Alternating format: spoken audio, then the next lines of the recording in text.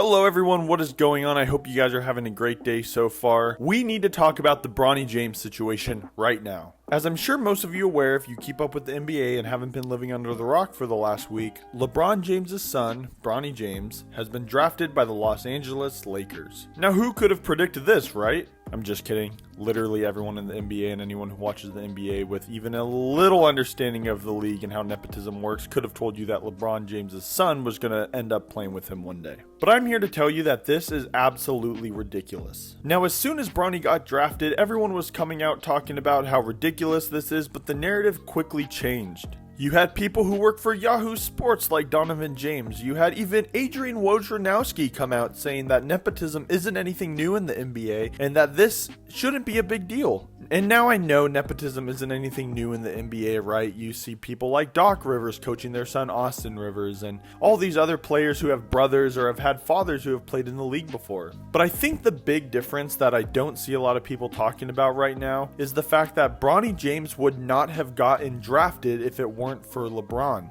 Bronny James played 25 games in his first year at USC, averaging 4.8 points, 2.8 rebounds, and 2.1 assists. And I know the first thing you're going to say is, well, he had a cardiac arrest. Now, I understand cardiac arrest is a big deal, and obviously he had every right to sit out until December. However, I think this would make the situation where he goes back to USC for another year to really prove himself that much more viable. Especially when you see teammates like Isaiah Collier, who he played with at his time at USC, get drafted 29th overall and kind of clear the way now for a guy like Bronny James, who's a combo guard, to lead USC in this next season. And then you see on draft nights that Rich Paul, the agent of LeBron and Bronny James, are telling teams not to draft Bronny or else he will go play in Australia. I don't know who they think Bronny James is going to become one day, but if someone who only averaged 4 points in college in their freshman year is going to turn down an opportunity to play in the NBA for other wonderful teams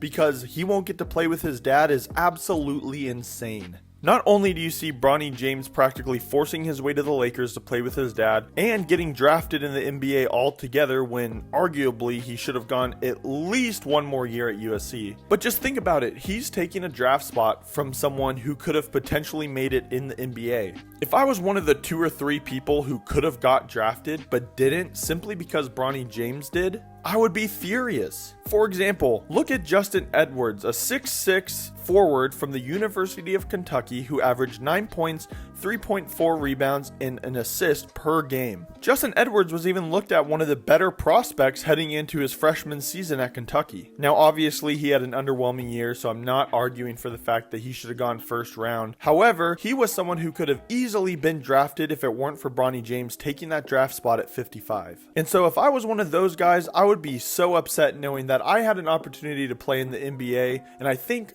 for the record, some of these guys, if not most of them, have been signed on two-way deals, but someone could have been signed to a team more long-term had they not had Bronny be drafted ahead of him. Now, the only devil advocate I'm going to play here is that I understand from a financial and a business standpoint why you want Bronny James on your team. Regardless of who took Bronny James, that team in their G League specifically, because that's probably where he's going to spend most of his time this year, are going to see an insane amount of jersey sales, tickets bought, and fans coming to games just to watch Bronny James play. And then add on the fact that it's for the Lakers and he's playing with his dad, just makes everything come together perfectly for the owner of the Lakers. Overall, I think it'll be very interesting to see how Bronny James's career plays out and how well he does for the Los Angeles Lakers. And I don't want you guys to get it twisted. I like Bronny James as a person. I think that he will have a good career. He seems to have a wonderful work ethic. And at the end of the day, you gotta be happy for someone who had a cardiac arrest, had a slow season at USC, but still managed to get drafted by the Lakers, even if there was some nepotism involved. Let me know your thoughts about the Bronny James situation down below in the comments, and let me know what you think about these kind of videos, just kind of chatting about things that are going on around the league and what you want to see more of. Please do consider subscribing, liking the video, and commenting below. And with that being said, I hope you guys have a wonderful Sunday, and that's been it for me. See you later.